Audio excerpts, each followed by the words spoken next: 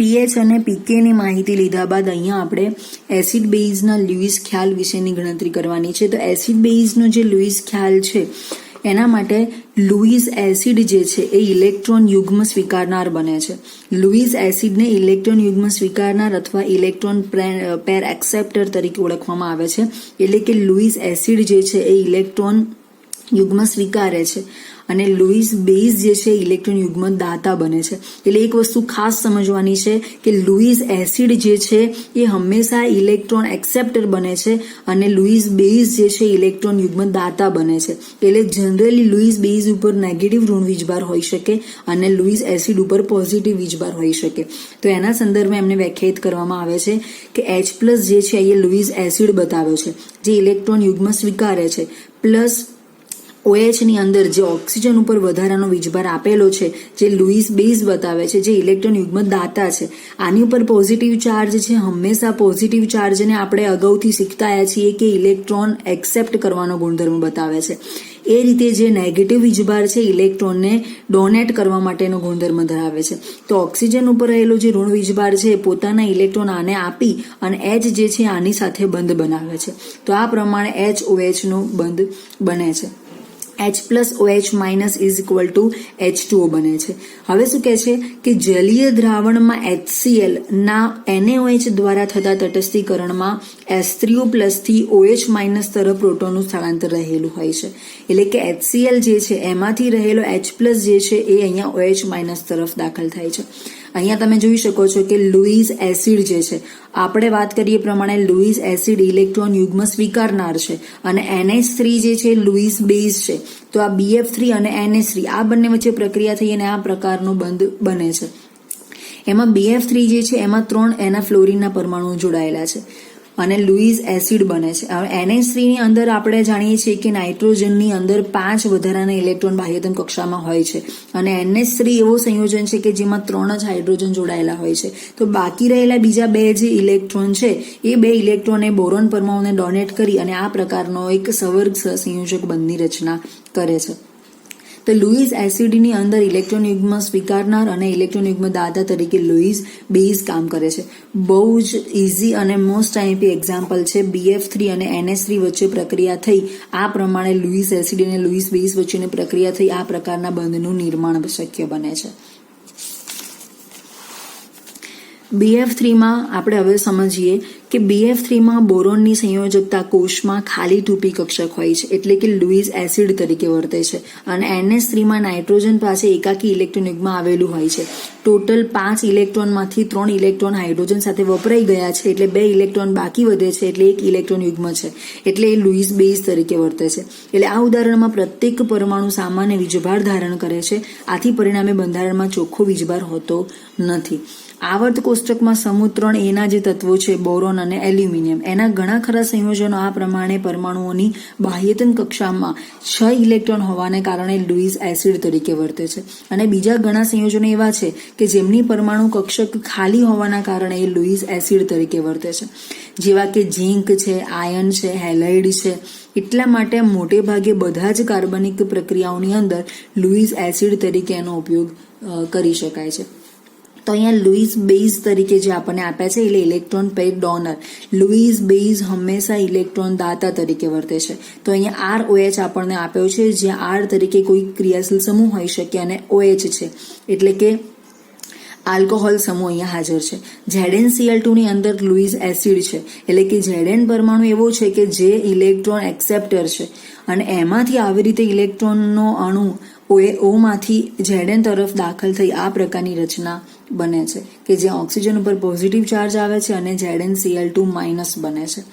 હવે શું કહે છે કે એસિડ બેઝ પ્રક્રિયામાં કેટલાક અન્ય તત્વો સાથે બંધ નિર્માણ સંકળાયેલું હોય છે એટલે ઇલેક્ટ્રોન દાતાને કેન્દ્રાનુરાગી. બીજી એક વસ્તુ ખાસ, લુઇસ બેઝને કેન્દ્રાનુરાગી પ્રક્રિયક તરીકે ઓળખવામાં આવે છે અને લુઇસ એસિડને ઇલેક્ટ્રોન અનુરાગી પ્રક્રિયક તરીકે દર્શાવવામાં આવે છે. કેમ? ઇલેક્ટ્રોન અનુરાગી જે પ્રક્રિયક છે એ હંમેશા ઇલેક્ટ્રોન એક્સેપ્ટર તરીકે કાર્ય કરે છે અને કેન્દ્રાનુરાગી છે કે જેની ઉપર વધારાના ઇલેક્ટ્રોન આપેલા હોય એ લુઇસ બેઝ તરીકે કાર્ય કરે છે. તો લુઇસ બેઝનું બીજું નામ કેન્દ્રાનુરાગી પ્રક્રિયક અથવા ન્યુક્લિયોફિલિક અને લુઇસ એસિડને ઇલેક્ટ્રોન અનુરાગી પ્રક્રિયક તરીકે અથવા ઇલેક્ટ્રોફાઇલ પ્લસ ઈ તરીકે એને દર્શાવવામાં આવે છે અને આમાં NU માઇનસ તરીકે એને દર્શાવવામાં આવે છે. તો એના માટે અહીંયા કેન્દ્રાનુરાગીને ઇલેક્ટ્રોન અનુરાગી પર એટેક કરવાનું કહેવામાં આવે છે અને ઇલેક્ટ્રોન દાતાથી ઇલેક્ટ્રોન સ્વીકારનાર તરફ ઇલેક્ટ્રોન સ્થળાંતરને આવી રીતના તીર વડે દર્શાવવામાં આવે છે. હવે ધારો કે અહીંયા CH3O માઇનસ કેન્દ્રાનુરાગી પ્રક્રિયક અહીંયા આપણને આપેલો છે અને આ ઇલેક્ટ્રોન અનુરાગી પ્રક્રિયક છે CH3Cl. O જે છે એ આની ઉપર દાખલ થાય છે. તો આ પ્રમાણે CH3O CH3 એટલે કે ડાયમિથાઇલ ઇથર આપણને મળે છે અને ક્લોરીનનો પરમાણુ રિમૂવ થાય છે. આની ઉપર તમે સમજી શકો છો કે જે આ ઓક્સિજન પરમાણુ ધરાવતો જે સમૂહ છે એ કેન્દ્રાનુરાગી છે, ન્યુક્લિયોફિલિક છે, જેની ઉપર ઋણ વીજભાર છે, જે લુઈસ બેઝ તરીકે વર્તે છે, જે ઇલેક્ટ્રોન દાતા તરીકે વર્તે છે, અને Cl જે છે એ ઇલેક્ટ્રોન અનુરાગી છે, ઇલેક્ટ્રોન એક્સેપ્ટર તરીકે વર્તે છે અથવા લુઈસ એસિડ તરીકે વર્તે છે. આ પ્રમાણે એમનું રિએક્શન મિકેનિઝમ થઈ CH3O CH3 એટલે કે ડાયમિથાઇલ મિથર આપણને મળે છે અને ક્લોરીનનો પરમાણુ નિવૃત્ત થતા સમૂહ તરીકે દૂર થાય છે. એ જ રીતે બ્રોમિન પોતે પૂરતા પ્રમાણમાં એટલું ઇલેક્ટ્રોન અનુરાગી નથી કે જેથી બેન્ઝીન દ્વારા તે પ્રહાર અનુભવી શકે એ, પરંતુ બ્રોમિન લુઈસ એસિડ તરીકે વર્તતા ફેરિક બ્રોમાઇડને ઇલેક્ટ્રોન યુગ્મનું દાન કરી ક્રિયાશીલ મધ્યવર્તી બનાવે છે. બીજું એક એક્ઝામ્પલ છે કે જેમાં Br પ્રકારનો Br2 ની અંદર એક સહસંયોજક બંધ છે અને અહીંયા એ લુઈસ બેઝ તરીકે વર્તે છે અને લુઈસ એસિડ તરીકે વર્તે છે ઇલેક્ટ્રોન પેર એક્સેપ્ટર સમૂહ છે FeBr3 ફેરિક બ્રોમાઇડ છે. હવે આ જે Br સમૂહ છે એ Br સમૂહ આ ફેરિકને પોતાનો ઇલેક્ટ્રોન આપે છે એટલે આ પ્રકારની રચના એમાં જોવા મળે છે કે જેમાં Br વચ્ચેના ઉપર પ્લસ ડેલ્ટા અને માઇનસ ડેલ્ટા વીજભાર થઈ અને FeBr3 ટ્રિપલ બોન્ડ Br સાથે પોઝિટિવ ચાર્જ અનુભવે છે અને FeBr4 જે છે માઇનસ સ્વરૂપે દૂર થાય છે. તો અહીંયા Br2 FeBr3 પ્રકારનો એક મધ્યવર્તી પ્રબળ ઇલેક્ટ્રોન અનુરાગીનું નિર્માણ થાય છે. કહેવાનો મતલબ કે બ્રોમિન પોતે પૂરતા પ્રમાણમાં એટલું ઇલેક્ટ્રોન અનુરાગી નથી કે જેથી એ બેન્ઝીન દ્વારા પ્રહાર અનુભવી શકે અથવા તો એ બહારથી બીજા કોઈ પરમાણુ દ્વારા અટેક કરી શકાય. એટલે બ્રોમિન લુઈસ એસિડ તરીકે વર્તે છે, ઇલેક્ટ્રોન યુગ્મનું દાન કરી મધ્યવર્તી બનાવે છે અને Br બંધને નિર્બળ બનાવે છે અને બ્રોમિન ઉપર આંશિક ધન વીજભાર આવે છે. હવે એના ઉપરથી આપણે એસિડિકતા બેઝિકતાનો માપક્રમ જો પરફેક્ટ જોવો હોય કે the scale of acidity and basicity, તો pH નું મૂલ્ય દ્રાવણમાંના હાઇડ્રોજન આયનની સાંદ્રતાને દર્શાવે છે. એટલે pH માપક્રમનો વિસ્તાર જે છે 0 થી 14 સુધીનો હોય છે. હવે દ્રાવણની pH જેટલી ઓછી હશે એટલું દ્રાવણ તેટલું જ વધુ એસિડિક હશે. એટલે આપણે જાણીએ છીએ કે 0 થી 7 સુધીની જે pH ધરાવે છે એ એસિડિક નેચર હોય છે. એટલે દ્રાવણની pH જેટલી ઓછી હોય એટલું દ્રાવણ વધુ એસિડિક હશે અને દ્રાવણની pH દ્રાવણમાં એસિડ કે બેઝનું દ્રાવણ ઉમેરી ફેરફાર કરી શકાય છે. બેઝ ઉમેરવાથી એટલે કે દ્રાવણમાંથી પ્રક્રિયાના પરિણામ સ્વરૂપે પાણી ઉત્પન્ન થવાથી પ્રોટોન દૂર થાય છે અને પીએચમાં વધારો થાય છે અને પીએચમાં વધારો થાય તો બેઝિક દ્રાવણ બને છે. તો શું કહે છે કે પીકે એટલે કે ચોક્કસ સંયોજનની ગલન બિંદુ ઉત્કલન બિંદુની માફક એ પણ એક પ્રકારની લાક્ષણિકતા છે. એટલે કે એની ફિઝિકલ પ્રોપર્ટી અને કેમિકલ પ્રોપર્ટીના સંદર્ભમાં પીકે પણ એક પ્રકારની પ્રોપર્ટી છે. તે આપેલ સંયોજન કેટલા ઝડપથી અથવા સરળતાથી પ્રોટોન આપે છે એના વિશે આપણને માહિતી આપે છે. તો પીએચ માપક્રમ દ્રાવણની એસિડિકતાનું વર્ણન કરવા માટે ઉપયોગી છે અને પીકે જે છે સંયોજનની એસિડિકતાનું વર્ણન કરવા માટે ઉપયોગી છે. બંનેમાં આટલો ફરક છે. પીએચ માપક્રમ ચોક્કસ દ્રાવણની એસિડિકતાનું વર્ણન કરે છે, જ્યારે પીકે જે છે સંયોજકતાની એસિડિકતાનું વર્ણન કરે છે. હવે આપણે એસિડિકતા બેઝિકતા સ્કેલ જો ચોક્કસ જોવો હોય તો આ બાબત ખાસ આગળ પણ આવી ગઈ. ફરીથી એકવાર છે કે કાર્બનિક એસિડ અને બેઝની પ્રબળતાની સાપેક્ષ તુલના જો કરવામાં આવે તો પીકેની કિંમતના આધારે એને દર્શાવી શકાય છે કે જેમ પીકેની કિંમત વધુ હોય એમ બેઝિકતા વધારે છે. એટલે આ બંને સમપ્રમાણમાં એટલે ચલે છેના ફોર્મમાં દર્શાવવામાં આવે છે, પરંતુ પીકેની કિંમત ઓછી હોય તો એસિડિકતા વધે છે. બંને વ્યસ્ત પ્રમાણમાં છે. એટલે પીકે ચલે છે 1 એસિડિકતા અને પીકે ચલે છે બેઝિકતા. પીકેમાં જેટલો ફેરફાર થાય છે એટલો જ ફેરફાર બેઝિકતામાં થાય છે, પરંતુ પીકેમાં જે ફેરફાર થાય છે એટલો ફેરફાર ચોક્કસ એસિડિકતામાં થતો નથી. એના કરતાં ઉલટો ફેરફાર થાય છે. તો ફરી એકવાર કે કાર્બનિક એસિડ અને બેઝની પ્રબળતાની સાપેક્ષ તુલના પીકેની કિંમતને આધારે દર્શાવી શકાય છે.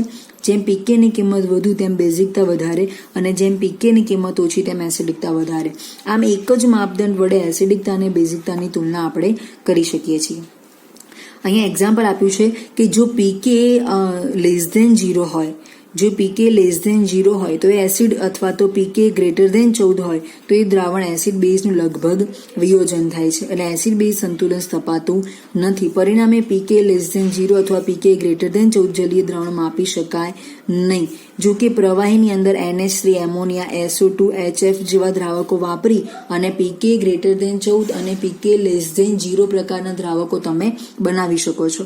એના ઉપરથી અહીંયા અલગ અલગ એક્ઝામ્પલ આપણને આપેલા છે કે જેમાં એસિડિકતાનો સ્કેલ અલગ અલગ રીતે આપણને આપેલો છે. એમાં એસિડિકતાના સ્કેલને દર્શાવવા માટે એસિડ જે છે એવા અલગ અલગ એક્ઝામ્પલ આપેલા છે કે જેનો કોન્જ્યુગેટેડ બેઝ કયા પ્રકારનો હોઈ શકે, જેમાં પીકેની મૂલ્ય કયા પ્રકારનું હોઈ શકે. તો અહીંયા આપણને બેન્ઝીન જે આપેલું છે એનું પીકેનું મૂલ્ય 52 છે.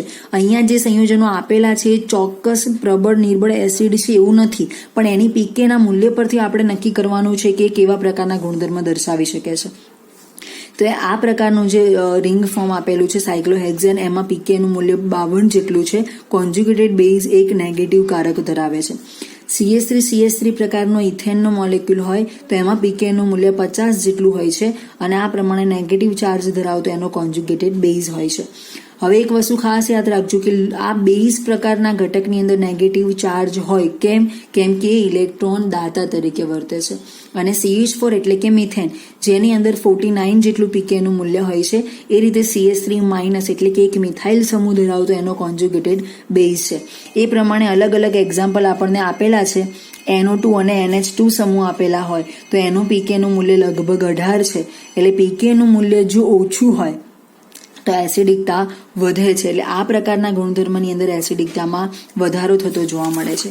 એવા અલગ અલગ એક્ઝામ્પલ આપણને આપેલા છે કે જેની અંદર ધારો કે C2H5NH2 છે તો એની અંદર 35 જેટલું પીકેનું મૂલ્ય છે, તો એનો નેગેટિવ કારક એનો કોન્જ્યુગેટેડ બેઝ બને છે.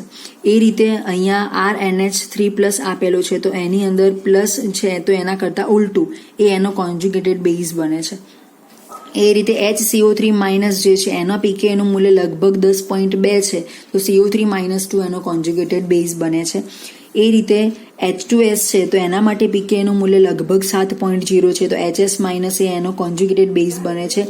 એ રીતે HNO3 જે છે એના માટે -1.4 જે છે એ પીકેનું મૂલ્ય છે અને કોન્જ્યુગેટેડ બેઝ NO3 જે છે એ એનો કોન્જ્યુગેટેડ બેઝ આપણને પ્રાપ્ત થાય છે. એ રીતે અલગ અલગ દરેક પ્રકારના સંયોજનોની અંદર રિંગ ફોર્મ આપેલા છે.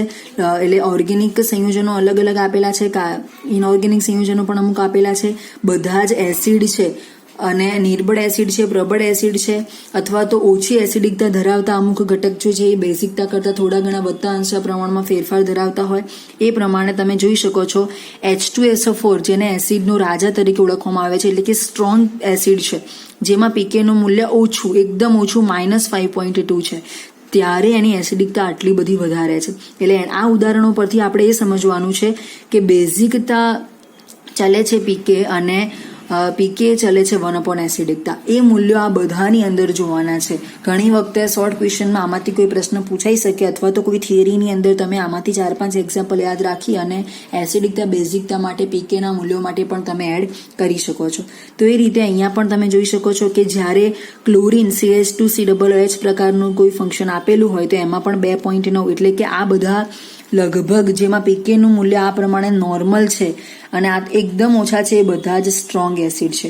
HCl જેનો આપણે પ્રબળ એસિડ તરીકે ઉપયોગ કરીએ છીએ, H2SO4 જેનો આપણે પ્રબળ એસિડ તરીકે ઉપયોગ કરીએ છીએ, HNO2 છે, H3PO4 છે, ફોસ્ફરિક એસિડ, HClO4 છે, HFSBF5 છે, આ બધા જ એસિડ છે અને સ્ટ્રોંગ એસિડ તરીકે કાર્ય કરે છે. એ સિવાય CH3COOH એ પણ એસિડ છે, 4.8 જેટલી એની મૂલ્ય ધરાવે છે. એટલે જે એકદમ પ્રબળ એસિડ છે એના મૂલ્ય તો 0 કરતાં પણ ઓછા છે.